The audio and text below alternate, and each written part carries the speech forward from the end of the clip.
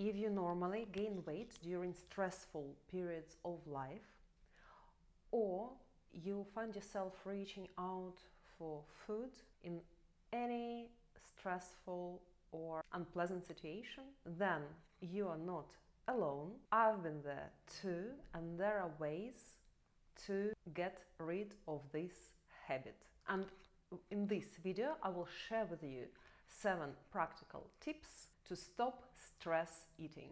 My name is Olga. I'm a psychotherapist, nutritionist, personal trainer, and I've got a PhD from the University of Sheffield. This channel helps you improve your mental and physical health and lose weight without stress and binges. Tip number 1. During stressful periods of life, put more effort into planning to stay focused. Plan your meals. For example, I'm going to have 3 meals approximately at this and this time, plus minus half an hour. Plan what you're going to eat. Be flexible with it. Of course, it should not be sharp at certain time. And if you change your mind and for lunch you do not want to have chicken and broccoli anymore, and instead you would like to have salmon and cauliflower, that's also okay. You want to substitute one nutritious food to another. Sometimes it is okay to substitute a nutritious meal with less nutritious meal, but this should not become a system, and try to eat when you are in a calm state and when you can really focus on food. Why planning is important? It can be a really good supportive, a very good supportive structure, something that calms down your mind, something that balances you, something that grounds you. And also, if you tend to stress eat or eat emotionally, then it is easier to detect when you eat as planned because of hunger and when you eat unnecessary extra things because of emotions. And then it's better to troubleshoot, and then you can troubleshoot more effectively. Second, when you crave food, notice not only a craving, and try not only to focus on what food you are going to eat, but pay attention at the trigger. What triggered a desire to eat? Is it physical hunger or is it something else? For example, I know that I have had a balanced meal 1-2 hours ago, and now I want something. I know this is not physical hunger, I know I had enough food. What can it be? What's going on? What could trigger that? So instead of focusing on the food you want and trying to resist the craving, think about what could trigger it. Tip number 3. Use a set of questions to ask yourself to understand better what's going on with you when you crave food emotionally. Here they are. What am I feeling right now? So, when you feel like you crave chocolate, turn your attention inwards, pay attention at yourself and ask yourself, what am I feeling right now? Where do I feel it in my body? What am I thinking? What triggered these feelings and thoughts? Maybe some event, maybe a situation, maybe just a random thought came to your mind. How did I interpret it? And what could bring me back to calm, balanced state? How I can help myself right now? What needs are not met? What need am I going to satisfy with chocolate? And indeed, emotional discomfort demands relief. This can be either by reducing emotional arousal or by finding a solution. Very often, first we need to reduce emotional arousal. And here we can have adaptive or maladaptive strategies. Adaptive strategies help us to calm down, but also do not harm us. And maladaptive strategies may harm us. For example, eating can be both adaptive and maladaptive strategy. Let's take a situation. The boss yelled at me. And if, for example, I am pre-diabetic and have a metabolic syndrome, then I know that cookie is bad for me, and then eating a cookie will be a maladaptive strategy. Moreover, cookie normally doesn't help. I need 3 cookies. So in this case, coping with food, with sugar, harms me, and this is maladaptive strategy. But if I have a couple of nuts or even a cookie, and in general I'm healthy and I know that this cookie will not make me gain weight or become ill, I can also have tea or coffee. Having something warm may soothe me. Then this can be an adaptive strategy. But it's important that food is not the only coping strategy. And in later tips we'll talk about what alternative strategies we can use and how to develop a toolkit of alternative strategies. And then, once I feel calmer, I may start finding a solution. If I cannot find solution right away, if I'm not in a state to find solutions straight away. And depending on my current relationships with my boss, whether the boss is open to constructive feedback, I may want to write him or her a letter or talk to him or her again, explaining my position assertively. Or if confrontation is not possible right now, I may start updating my CV, applying for other jobs, especially if my boss stresses me out regularly and I cannot do anything. Complain to HR, assert myself, set my boundaries. Setting boundaries is a very important skill in general, but not often it is possible to set boundaries with certain people. Then the only way is to leave. What's important? Not to avoid your emotions and not to escape the situation. This should be dealt with. A 4th tip: find alternative methods of coping. As I said, food should not be the only strategy of calming down, self-soothing.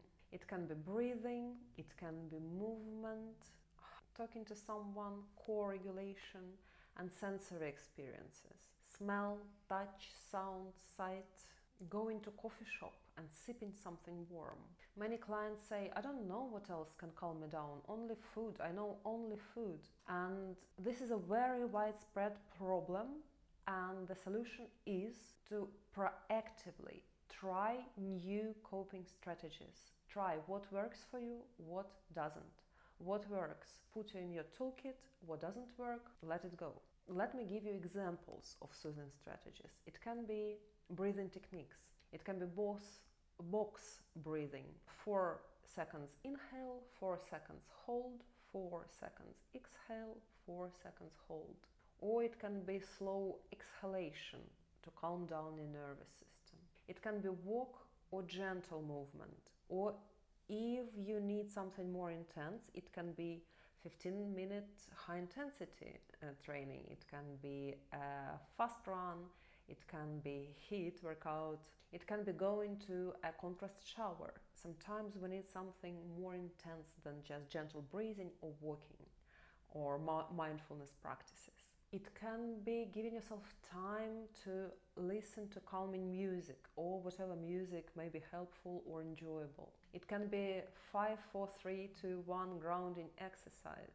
Notice 5 things you see, 4 things you can touch, 3 things you can hear. For example, now I can hear the noise of traffic outside, drops of rain. I can't find the 3rd thing. It can be pleasant smells. No wonder essential oils are finding their popularity. I'm not a big fan of essential oils, but I have some, and I'm sure you know some people who sell it. That's a method of grounding, of calming down. It can be progressive muscle relaxation.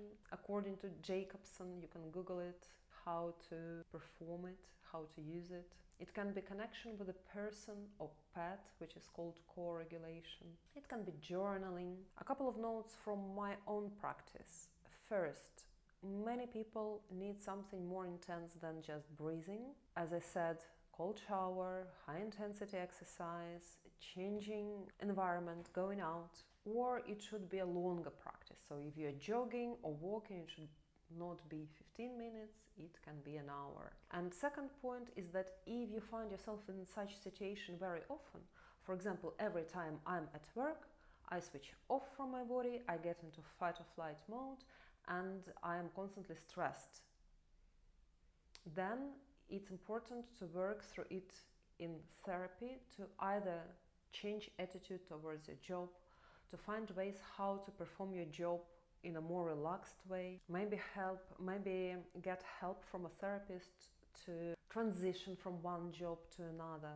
Very often coping with stress eating require much more than just breathing in the moment. Very often it requires to change an attitude towards things we do, how we think about it, attitude towards ourselves, relationships with ourselves, maybe rethinking our priorities. When we're talking about food, it's very often not about food, but about a bit deeper psychological issues. Fifth tip: if stress is very high, your priority should be to calm down. So if you feel like you are in a hyperarousal state, in a flight or fight mode, your heart rate is elevated, you breathe heavily, then sometimes a little bit of eating may be helpful if it helps you settle before making decisions. For example, you have just learned about a new deadline you are facing, and it made you super stressed because you're overwhelmed anyway, and now there is a new deadline and you are burnt out anyway, and going for a little bit of nuts to calm yourself down or drink something warm to release tension can be actually okay. It can be a healthy choice if it doesn't turn into binge and big amounts of food, and it actually helps to self-soothe. The key is not to make food the enemy and not let it become your only coping strategy. So it's okay to sometimes eat emotionally. It's okay to sometimes eat to cope with stress. I've eaten a cookie, that's okay, I will be less hungry later. Nothing terrible happened. Sixth tip: rest and recover as if your life depends on it. And your life does depend on it, because burnout epidemics is real, and most people eat when they are tired, when they are overwhelmed, then they are overloaded with tasks. So we need to take great care of our energy levels, and this should be both long-term and short-term. In the long term, how do we take care of our energy levels? We observe work-life balance, we have a healthy sleep schedule, we have enough sleep, we eat nutritious foods, we exercise. But we also need to take care of our daily energy levels, because even during the day our energy can rise and fall. If we had a stressful conversation with a client, our energy may fall and we may need recovery at this point.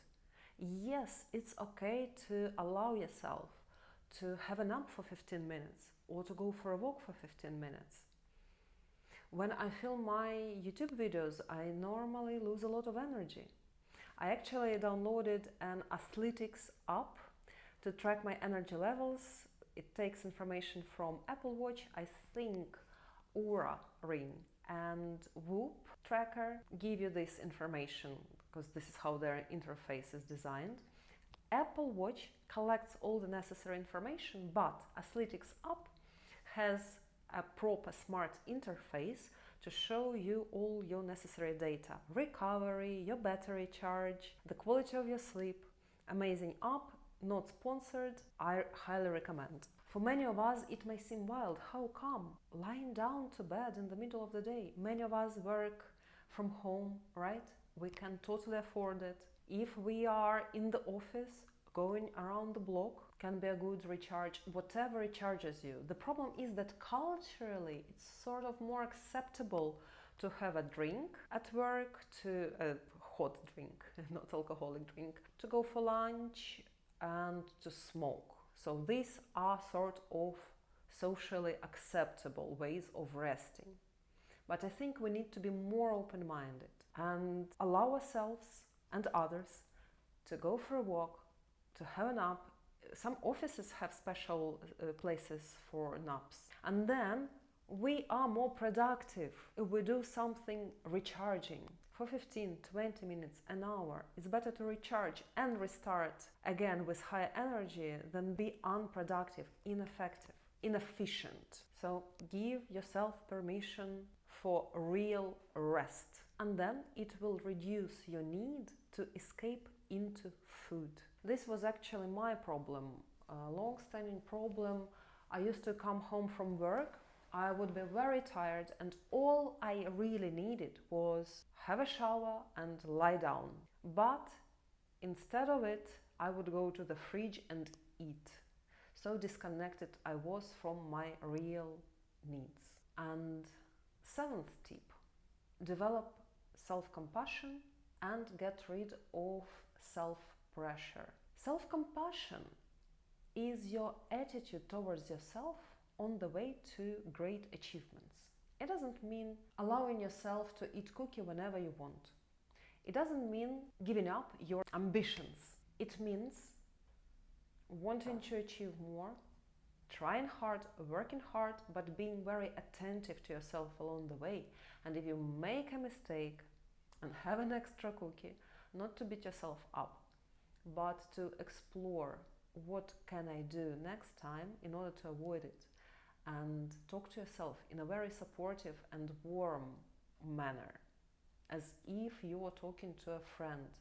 You need to be very understanding. Yes, this was a very stressful situation. I was out of control. I had to have this cookie. It was my coping strategy. And at the moment it is my only coping strategy, but I'm working on developing more coping strategies so that with time I will turn to food less and less and less. It's a life-saving skill. Self-compassion is a skill, and it's truly life-changing, because when we are often self-critical, and this self-criticism is toxic, it makes you feel bad, it doesn't fuel you, it drains your energy. This is very harmful, and this is what can be solved in psychotherapy. Learning to treat yourself with support. What else can drain our energy? Constant pressure. Pressure to be productive 24/7. High demands we put on ourselves. Unrealistic goals, unrealistic demands. Beating ourselves when we do not meet the expectations. Those people who become successful without burning out, they are quite self-compassionate if you look closely. I love comparison with a really good Olympic trainer. An athlete wants to win a gold medal, and supportive trainer will do everything to help an athlete do it without shouting at athlete and without blaming and shaming an athlete for any mistake or not working hard when an athlete is tired. Instead, a trainer will take care that an athlete is well fed, well rested, well slept, and is given all the effective strategies to improve performance. So let's go through a couple of examples here. You're facing big deadline and you feel like you're going to miss this deadline, and you start panicking. First, assess the situation. If you will not let anyone down by missing the deadline, if you will not lose a contract, if you will not be fined for missing deadline, shift it. Remove pressure. If the task is overwhelming, break it down into smaller tasks and make a plan so that you know realistically what you can do, what you can delegate, what you can give up, where you can compromise. Check in with yourself. Am I actually exhausted? Maybe 15-minute power nap will change situation for better. What not to do? Not to follow a habit, not to follow automatic response of going to the fridge or a cupboard and having a cookie, because I know that this will help me to switch off. It will be a good distraction. It will help to calm me down, but this will not solve the problem. This will not shift the deadline. Another example, argument with partner. Automatic reaction here would be to think nobody understands me, I'm alone, or depends on how you interpret the situation and what the situation is, and go to the fridge and have an ice cream, a tub of Ben & Jerry's. What could be healthy coping alternatives? Of course, first to calm down, because this can really send you into hyperarousal. And we have already talked about different strategies to calm down through the body. Then you can think what to do next. Maybe talk to your partner again when calmer. Maybe go for a walk, take a bath, hug your pet, write down your feelings, let emotions settle, analyze the situation, who said what, how you interpreted it, what you felt, what could trigger it.